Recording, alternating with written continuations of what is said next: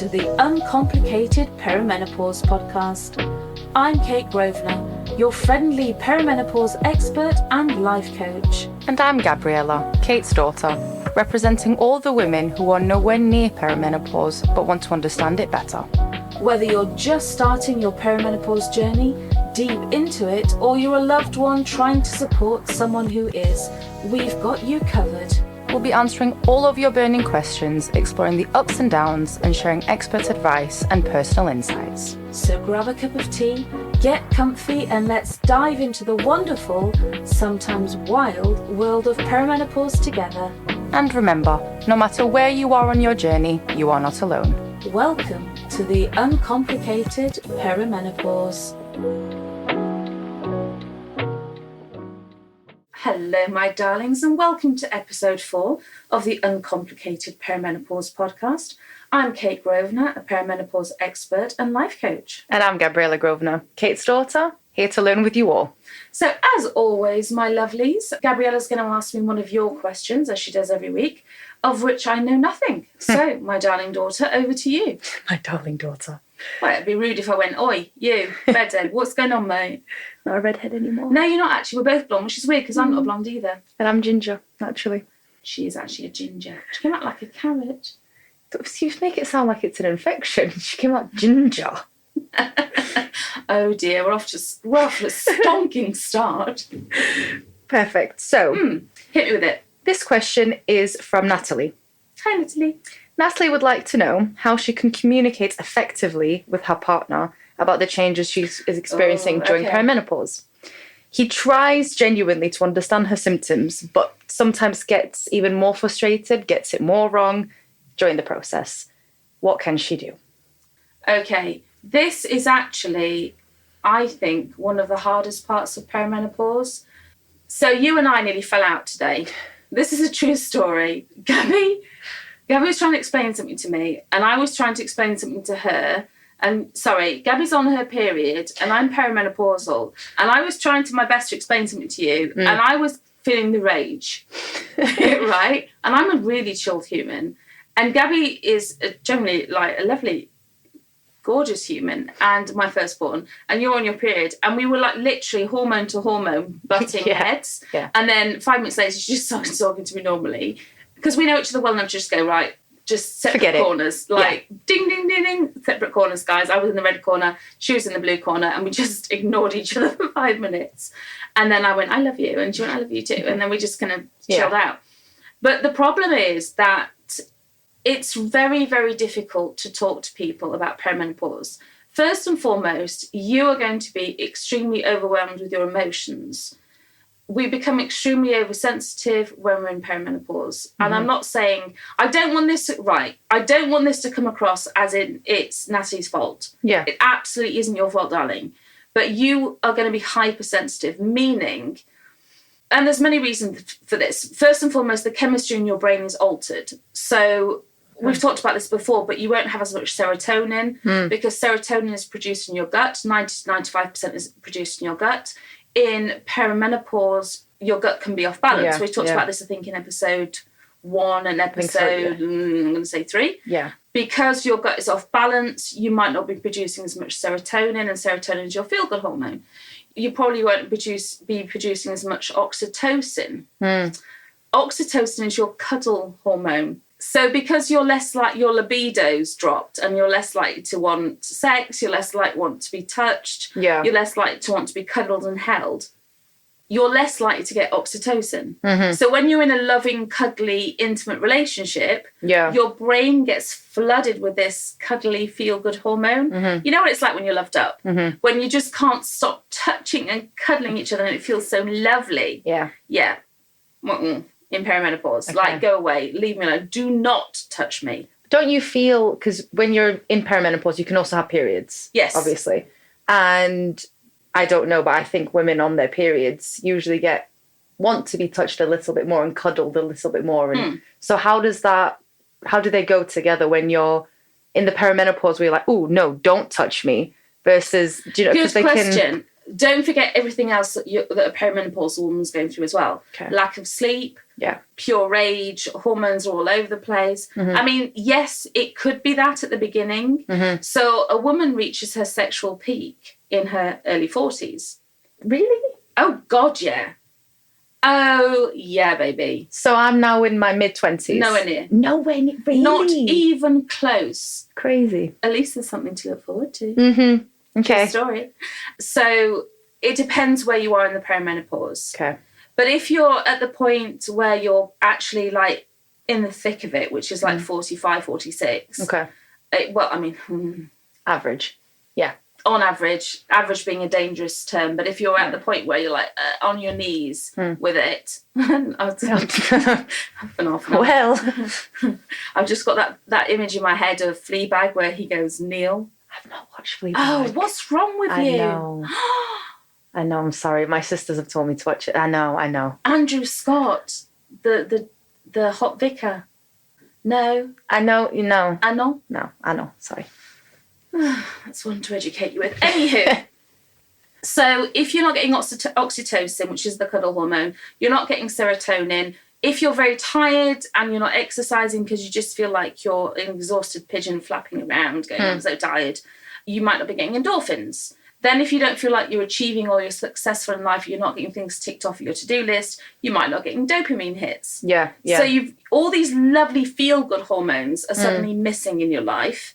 So that's alters the chemistry of your brain massively. Then if your sleep is altered, you're not getting enough sleep, then you're going to be massively oversensitive. You know what it's like. When you don't sleep, you feel oversensitive, you feel overwhelmed. Yeah. Then if you add to that just feelings of loneliness and dead inside and just like your life isn't what it used to be, that adds to it. So all of these things add up. Yeah. And what actually happens is you feel very overwhelmed, very kind of distraught. And then you have somebody who's trying to understand what's wrong with you, and you don't understand yourself because this is the first time you've been through perimenopause. Yeah. So you're trying desperately to understand it, and the other person's saying, but I don't get it. Yeah. You know, when you're trying to explain something to someone, and the other person goes, yeah, but I don't get it. And you're like, well, we'll try. Try. Yeah. And then so it's very, very difficult. So you're going to be feeling very sensitive, and it's going to be a sore subject straight away because you're feeling very oversensitive. So that's the first thing. That's where communication is difficult. So the first thing I will say to you, to Natalie, is when you're having conversations about perimenopause, have conversations when, as much as you possibly can, you're not feeling overwhelmingly tired.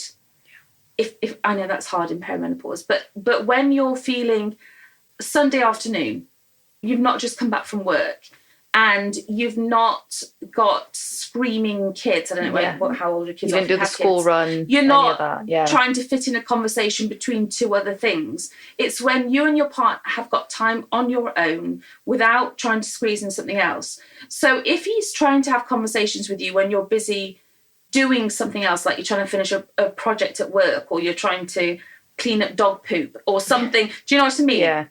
Say to that person, I'd love to have a conversation with you about this because I'm really appreciative that you're trying to understand me. So it's just changing the way you explain. It goes a long way when you say to somebody, I'm really grateful that you're trying to understand. Yeah. But can we have this conversation and give them an appointment? Yeah. Okay. So you're saying, it's really great. I'm really appreciating that you want this conversation with me, but let's have this conversation and give them an appointment, because then they're not feeling like you're trying to push them away. And sometimes what that person will then go and do is research in preparation for this talk. You know where to look. Yeah. I haven't got a copy of my book here. That's ridiculous. I'll put it into the show notes. I meant the podcast. Oh, yeah. True. True story. So that's one thing. So make an appointment with them. So the first thing is bear in mind that you're going to be oversensitive. So try and breathe. So when you feel the rage, as I call it, that's quite normal. You are oversensitive. I mean, you don't have to tell them that, because it's our little secret. Oh yeah, don't tell him. Like that. I had 3 children. Oh, I still have. I was going to say you've got 3 children, and they live with me all the time. Help! No, I have 3 children. Love them. Can't live without them. But I denied in all 3 pregnancies that I was mad as a box of frogs. I will deny all knowledge because they will never watch this podcast. Their fathers will never watch this podcast. No. But I was screw loose. So I don't funny. suit pregnancy. Doesn't suit me. Also, I had pre-eclampsia, so I was really poorly. All 3 times. Sad face. You're a soldier for that. I honestly... Really are. Trooper. Trooper. You wouldn't think that I'd do it 3 times voluntarily, would you? No. No. But anyway, you don't have to tell them that you're oversensitive because men sometimes will then take that as... Then they kind of almost use that against you. Oh, it's just because you're oversensitive. Yeah. And it's an excuse sometimes then when they are being insensitive, they will then take your reaction as, oh, well, you're just being oversensitive. Yeah. Well, no, actually, you're the one that's being insensitive. So you don't have to explain to someone in advance that you're oversensitive. But in your head, I just want you to understand I am oversensitive and I need to soothe myself.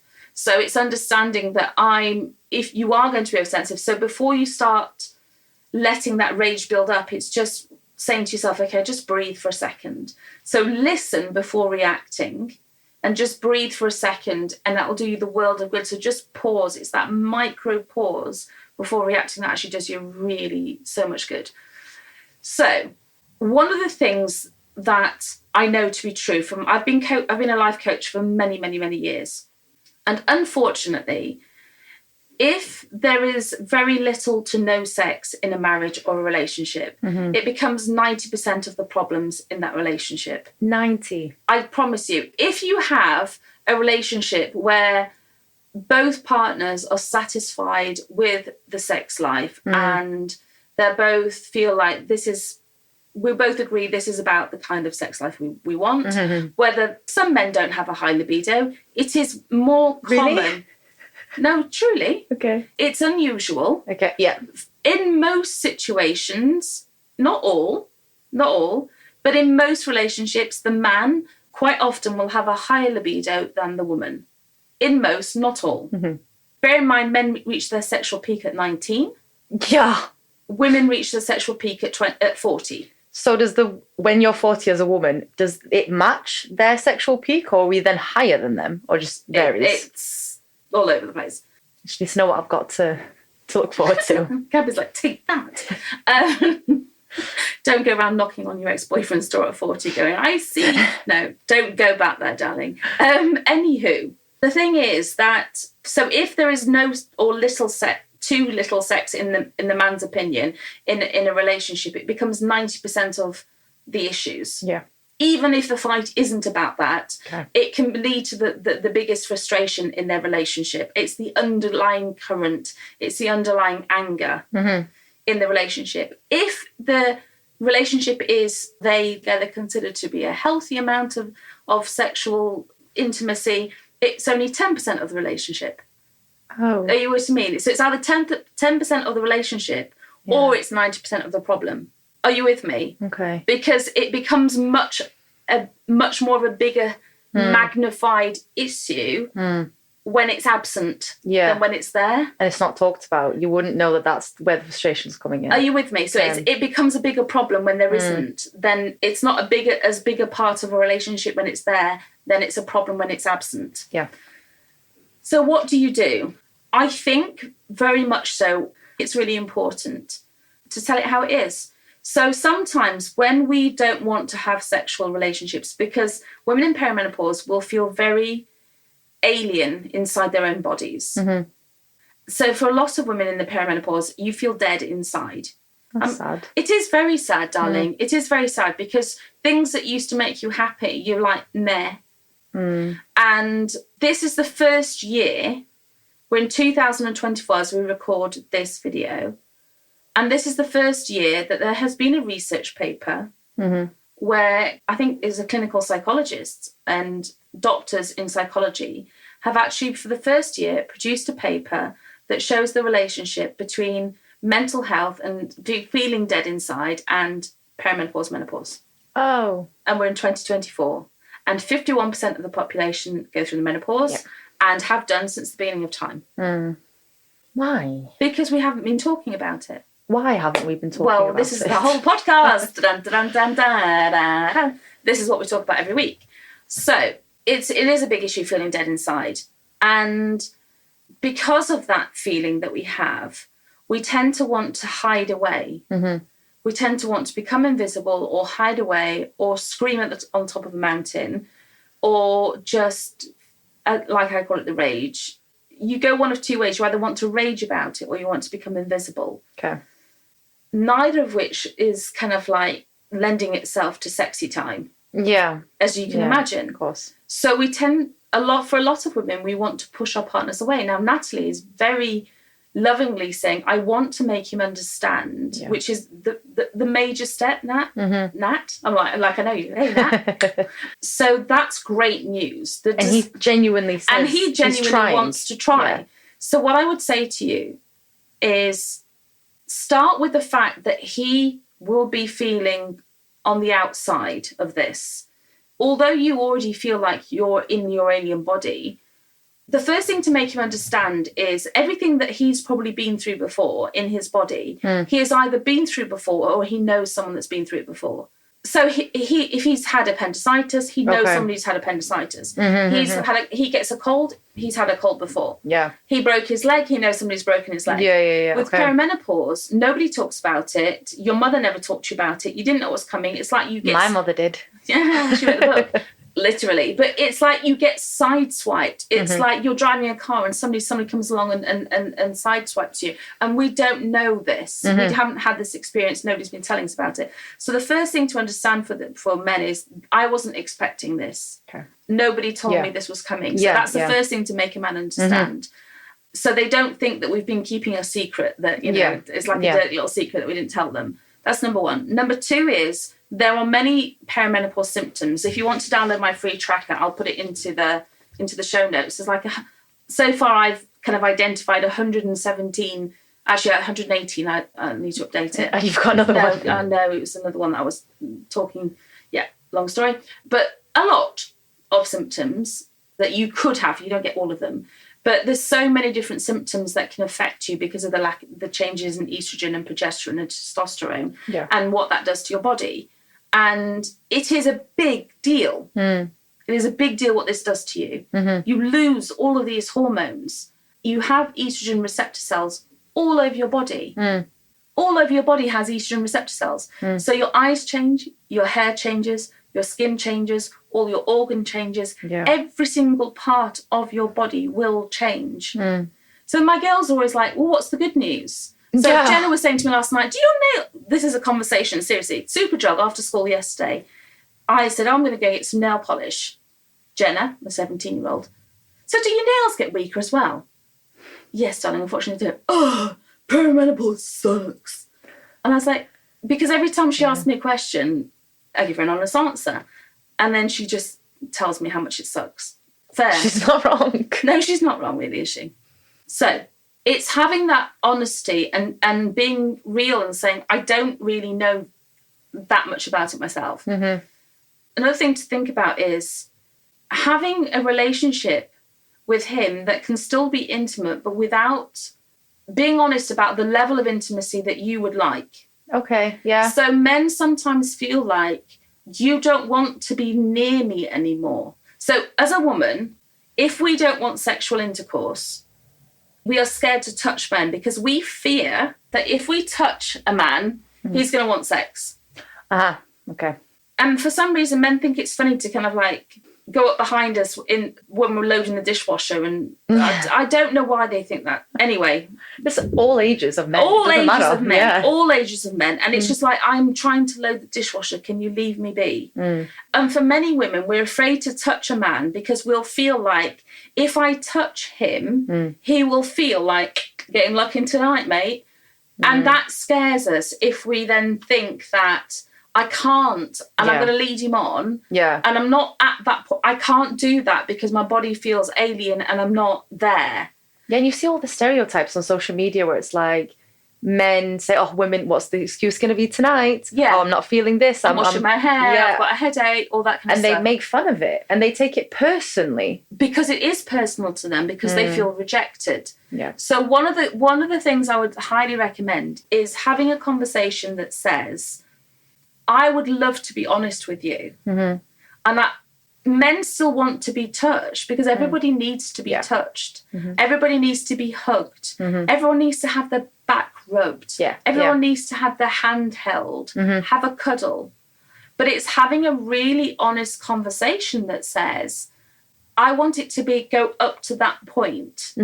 So can I have a cuddle that's just a cuddle? Yeah, okay. Can I have a cuddle and a kiss? Can I have a cuddle and I mean, I don't think we need to have an X-rated podcast, because I think I'd have to tick some more buttons, actually. You know what we mean. That was funny. But do you know what I mean? So that you have to define the parameters, if you can, that says, is it okay if I tell you what I'm comfortable with? Because, and he will say, yes, absolutely. I'm pretty sure he will. Yeah. Because if he feels like there'll never be any more love between us, especially if he is a demonstrative, because there's different types of love. Yeah. We know, don't we, about the different types of love and how people show their love. So I'm five love languages, yeah. You see. What's yours? What do you like to give and receive? Come on. Words of affirmation. Thank you. As if that's what you give out. What do you want to receive back? What you give out is what you want. I'm acts of service, I think. And what do you do for somebody when they're poorly? What's the first thing you offer to do when somebody's not well? Make them a cup of tea. Yeah. She's like, you're not well? What can I do for you? Would you like a cup of tea? Always. A cup of tea fixes everything. Because that's what you want people to do for you when you're not feeling well. Or we get you a hot water bottle. True. Or you want someone to just give you a blankie or something. Yeah. That's what we give is what we want. And that's just a side note. The acts of different types. If you haven't ever read the 5 love languages? It's a really good book, by the way. And it helps you to understand your partner a bit better, because you can identify what type of love language they have, because what they give out is what they actually want. So it's really, really helpful. But I'm words of affirmation. I'm a big cheerleader for everybody. I'm a life coach, so I mean, kind of goes with the territory. But just saying to them, is that okay? Yeah. Is it okay if I tell you what I'm comfortable with? And it might change on a daily basis. Sometimes I love to just curl up on my partner and just have a really big cuddle. And sometimes I'm like, I will stab you in the eye if you breathe. Stop breathing. Your very existence is an annoyance on a scale that you cannot possibly imagine. Don't breathe, because I'm in rage. So I can understand actually then why men do get a bit, because they don't know where we are. But if we're constantly like, beware, be gone, evil one, because we're feeling like I don't want to have sex, but actually I'd love a cuddle because I feel really sad. It's still intimacy, just different. But this is a thing, and their fear is we'll never be loved. I'll never be loved again. She'll never cuddle me again. She doesn't want anything to do with me. And actually, you can break a relationship. Yeah. Now, the truth of the matter is, you will go through this journey, and you can mostly get through to the other side and reconnect, with your partner. And there are other things that you can do. So, for example, some women start taking HRT. I talked about this in the episode. Somebody said they'd lost their libido, and I was saying, well, if you've lost your libido, there's certain things that you could do. Go back and watch the episode and you'll find it. And so you can help your libido if that's the issue, which it usually is with men. That's what they're trying to understand, like, why won't you come near me? To be fair, that's usually the thing. Yeah. So you can help your libido, and you can get it back, and it can be instantaneous. Just one day, I feel all right again. Hello. And that's it. And you'll feel better. For some. Okay. Rare. But it can happen. Others, it just creeps back slowly. And it could be you feel like you've got your libido back for yourself, but you don't want to give it to somebody else. I'm not sure I want to spell this one out to my daughter. You may feel like in yourself you feel more sexual again, but you don't feel sexual towards your partner. And slowly you might feel more open to sexual encounters. Okay. So there is that thing. The other thing is, to talk about is tiredness, because perimenopause, and this is really important because the lack of wanting to join in things and the lack of energy is a really big thing as well. There's things that Natalie will have felt inclined to want to do in her life and be around in her life that now she's just like, oh, piss off. Piss all the way off. Piss so far off, jump off, piss off mountain. Do you know that before would have been she would have tolerated? Okay. Especially if they've got some hobbies that are really annoying. What's an annoying hobby? I don't know, football? That is, yeah. For me. For me, especially during the matches going on these days. Oh my God. It's all they can talk about. And do you know, like, I mean, it's not tennis, is it? No. So there might be some things that you just could tolerate, but because you're overly sensitive, and you might just not be in the mood anymore. So it's explained to them that your tolerance levels are down, as well as your, you know, other things, that your tolerance levels are down, and you're extremely tired because your sleep is disturbed. You do need to sleep more in perimenopause. It's actually a thing. You're less likely to get deeper sleep if you're bothered by things like the vasomotor symptoms, so night sweats. You may be more likely to get up at the night for pee. Highly recommend my book at this point, by the way, The Uncomplicated Guide to Perimenopause, because all of these things, there's really good things that you can do at home to help yourself. So it's a good read for the men as well to read it. Yeah, I mean, it is a good read for men because they can look up symptoms. There's a handy bibliography at the back. So they can literally go and look up symptoms and know how they can help you. That's really and good. Know how they can help clever. themselves. Yeah. There's natural remedies in there, as well as doctor remedies, as well as things like when they can get you different supplements and hot water bottles. So it's like almost like they can join in. Yeah. And it has a bibliography. Yeah. So they can look up headaches and go, okay, I can get her this and that and the other. Yeah. So the book is actually a really good idea. Yeah. Available from Amazon and other retail outlets. Coming to a store near you. Actually, no, not really. No. But you can buy it on our website. It's got a special offer on at the moment this weekend. So what else can you do? So tiredness is a thing. Lack of tolerance is also a thing. And just lack of interest in general about life. But as I said, make sure that you know that you're overly sensitive. Make sure that you know that pick a time to do these things, and I think that's the best advice that I can really give. So I hope that helps. I hope we've answered your questions, my darling. As always, if you've got any questions for us, please feel free to use the WhatsApp number below or pop into our perimenopause group and leave it for us there. Tune in next week. We'll be answering more of your questions, and give us a follow so that you don't miss an episode. Thank you. Thanks, guys.